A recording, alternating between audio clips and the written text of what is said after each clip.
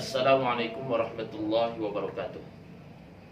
Alhamdulillah rabbil alamin, wassalatu wassalamu ala asyrafil anbiya'i wal mursalin wa ala alihi wa ashabihi ajma'in. Amma ba'd. Sahabat-sahabatku dan saudaraku yang dirahmati Allah Subhanahu wa taala. Hari ini kita berbicara tentang pelaksanaan sujud sahwi. Sujud sahwi adalah sujud yang dilakukan apabila kita mengalami kelupaan atau keraguan di dalam sholat. Karena sebagai manusia biasa, terkadang ada saatnya di saat sholat itu kita bisa saja mengalami keraguan dalam hitungan rakaat maupun terlupa dalam melaksanakan sunat abad. Apakah itu tahiyat awal ataupun kunut. Dan bahkan Rasulullah sallallahu alaihi wasallam pernah mengalami sebagaimana yang disebutkan di dalam hadis yang bersumber dari Abdullah bin Juhainah radhiyallahu anhu. Anna Nabiy sallallahu alaihi wasallam shalla bihim az-zuhra. Faqama fi rak'atayn al-ulayain wa lam yajlis. Faqama an-nasu ma'ahu hatta idza qada as-salata wa intazara an-nasu taslimahu. Kabbara wa huwa jalisun wa sajada sajadataini qabla an yusallim. Tsumma sallam. Akhrajahu sab'ah. Bahwa Nabi SAW pernah sholat zuhur bersama para sahabat dan jamaah lainnya. Ternyata pada 2 rakaat yang pertama Rasulullah SAW langsung berdiri dan tidak duduk untuk tasyahud awal. Lalu para jamaah mengikuti Rasulullah SAW. Dan ketika selesai sholat, para jamaah menunggu Rasulullah salam. Tapi ternyata Rasulullah takbir dalam keadaan duduk, kemudian dia sujud. Setelah sujud, Rasulullah SAW bangkit, duduk sejenak, dan sujud lagi. Kemudian Rasulullah SAW bangkit dari sujudnya dan langsung salam. Ini adalah merupakan salah satu contoh atau pembelajaran kepada kita bahwa apabila di dalam sholat kita pada rakaat yang kedua harusnya kita tasyahud awal. Tetapi jika kita terlupa dari tasyahud awal itu, kita langsung berdiri, maka teruskanlah sholatnya.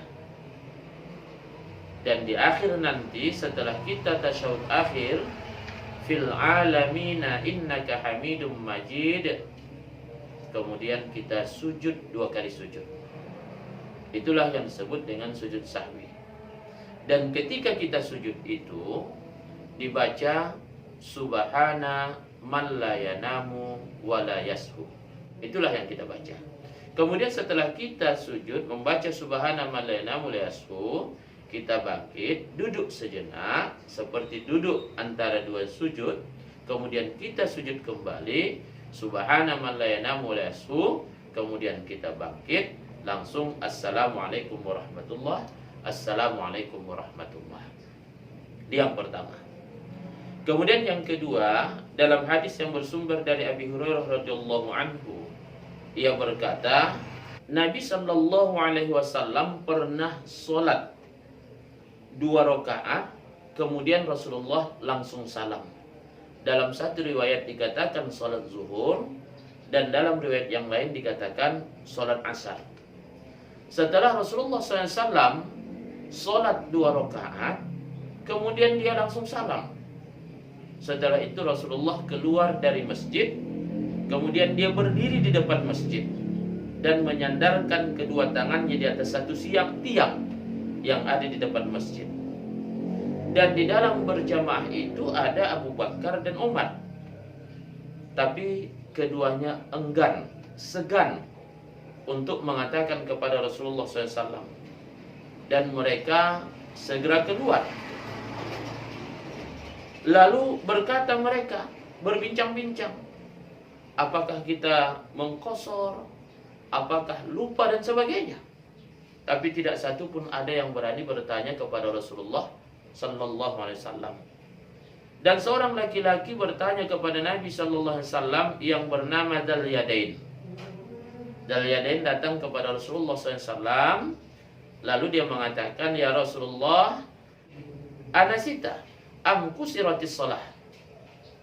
Dzul Yadain mengatakan, "Ya Rasulullah, apakah Tuhan lupa atau Tuhan mengkosor salat?"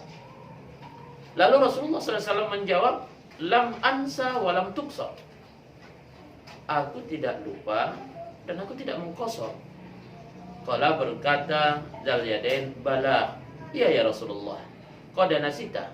Sungguh Tuhan telah lupa." Lalu apa yang dilakukan Rasulullah SAW? Rasulullah kembali masuk ke dalam masjid. Kemudian Rasulullah SAW melanjutkan yang 2 rakaat lagi. Kemudian dia takbir, kemudian dia sujud seperti sujud yang dilakukan di waktu sholat atau bahkan lebih panjang. Kemudian dia duduk, kemudian dia sujud lagi, kemudian dia bangkit dan ia mengucapkan salam. Kemudian dia menoleh kepada para sahabat yang ada di belakangnya. Kemudian Rasulullah sallallahu alaihi wasallam menjelaskan kepada para sahabat. Maksudnya apa? Ini apabila kita di dalam sholat, katakanlah sholat zuhur atau sholat asar atau sholat lainnya. Setelah kita melaksanakan 2 rakaat, harusnya kita melaksanakan tasyahud awal. Tetapi bila terlupa pada tasyahud awal yang harusnya, kemudian kita lanjutkan kepada tasyahud akhir dan salam, padahal baru 2 rakaat. Maka apabila setelah itu kita teringat, cukup lanjutkan sholatnya, tambah yang 2 rakaat lagi, kemudian sempurnakan dengan sujud sahwi. Sahabat-sahabatku yang dirahmati Allah subhanahu wa ta'ala. Jadi selalu ada solusi ataupun jalan keluar dari setiap kelupaan di dalam sholat.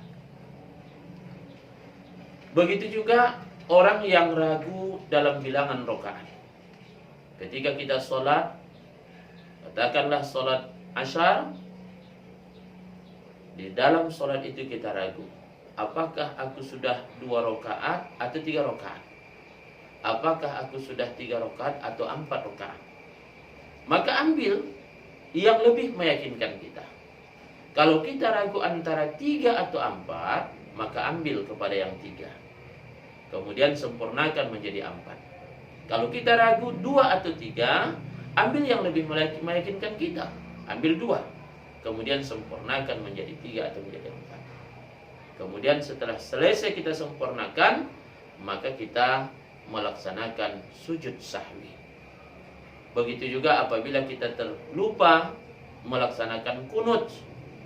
Kemudian setelah selesai kita sujud, baru kita teringat, maka sempurnakanlah dengan sujud sahwi. Sahabat-sahabatku yang dirahmati Allah subhanahu wa ta'ala. Lalu persoalannya, apabila kita ragu dalam hitungan rakaat, atau kita terlupa melaksanakan duduk tasyahud awal, atau kita terlupa membaca kunut, kemudian kita sudah merencanakan nanti setelah sujud yang terakhir, setelah tasyahud akhir, kita akan melaksanakan sujud sahwi. Ternyata setelah selesai tasyahud akhir, sujud sahwi juga kita lupa. Lalu kita salam. Setelah salam, barulah kita teringat bahwa tadinya kita ada ragu dalam hitungan rakaat, atau terlupa tasyahud awal, atau terlupa kunut. Walau kita sudah selesai salam, baru kita teringat, maka langsung laksanakan sujud sahwi. Sahabat-sahabat yang dirahmati Allah subhanahu wa ta'ala, intinya bagaimana kita menyempurnakan sholat yang kita lakukan untuk mendapatkan yang terbaik di hadapan Allah subhanahu wa ta'ala. Maka kita sempurnakan dengan sujud sahwi. Sahabat-sahabatku yang dirahmati Allah Subhanahu wa taala. Mudah-mudahan kajian kita pagi hari ini ada manfaat dan hikmahnya buat kita semua. Kesimpulan. Yang pertama, apabila kita melaksanakan sholat dan baru 2 rakaat, kita langsung salam. Setelah selesai salam, kemudian kita teringat bahwa kita baru melaksanakan 2 rakaat, padahal masih ada rakaat berikutnya, maka langsunglah berdiri dan tambah berapa rakaat yang tertinggal itu. Kemudian setelah tasyahud akhir, laksanakan sujud sahwi.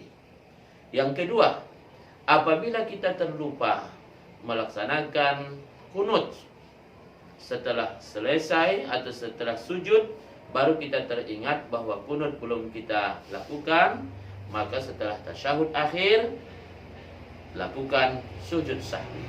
Yang ketiga, apabila kita ragu dalam bilangan rakaat, apakah 2 atau 3, apakah 3 atau 4, maka ambil kepada yang lebih meyakinkan kita.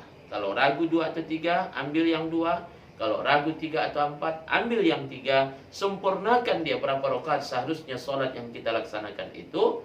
Maka setelah tasyahud akhir, laksanakan sujud sahwi.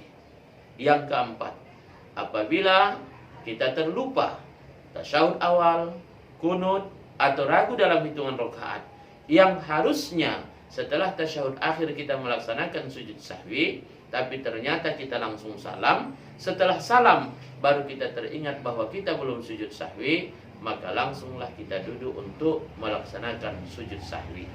Yang keempat, yang terakhir, pelaksanaan sujud sahwi dilakukan setelah tasyahud akhir, setelah membaca fil alamina innaka hamidum majid, kita sujud, membaca subhana man la yanamu wa la yasu, kemudian kita duduk sejenak, kemudian kita sujud sekali lagi, masih membaca subhana man la yanamu wa la yasu, kemudian kita duduk, langsung mengucapkan salam.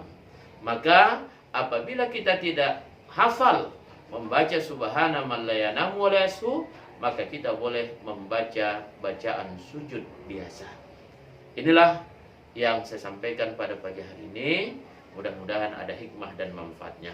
Semoga ibadah kita lebih baik dan lebih sempurna. Wallahu muwaffiq ila aqwamit thoriq. Wassalamualaikum warahmatullahi wabarakatuh.